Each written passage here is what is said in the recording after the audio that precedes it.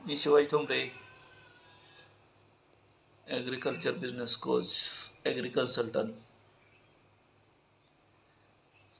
मित्रांनो, आज आपण शेतीविषयी अशा काही गोष्टी जाणून घेणार आहे, ज्या आपल्याला कायमस्वरूपी उपयोगी येणार आहे. शेती हा आपला वडिलोपार्जित धंदा आहे, व्यवसाय.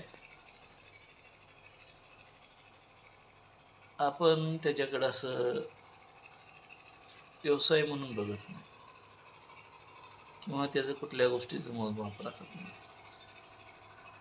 हं? एखादा व्यवसाय करायचं म्हणलं की त्याचं जमानावे, तोटा, नफा केला जातो. पण एक असा व्यवसाय आहे की त्यात आजपर्यंत शेतकऱ्यांनी कधीच त्यांचं जमानावे, नफा तोटा बघितला नाही. पण आता वेळ आलेली आहे. आपल्याला आपला शेती व्यवसाय हा पारंपरिक न ठेवता आपल्याला हा प्रोफेशनल आपला बिझनेस शेती करायचा. शेती म्हणजे आपली एक स्वतःची इंडस्ट्री आहे आणि त्या इंडस्ट्रीचा मालक आपण स्वतः आहे. मग इंडस्ट्री म्हणले तुमचा व्यवसाय नफ्यात न्यायचा असेल तर त्याची बारकावे तुम्हाला बघावं लागतील.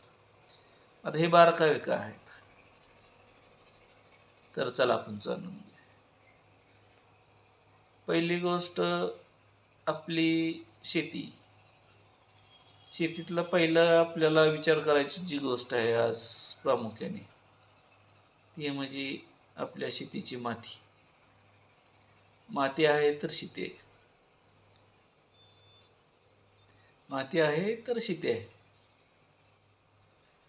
माती नसेल तर शेती नाही. म्हणून आज आपण शेतीच्या मातीवर विचार करणार आहोत. आपल्या मातीला आज कशाची गरज आहे?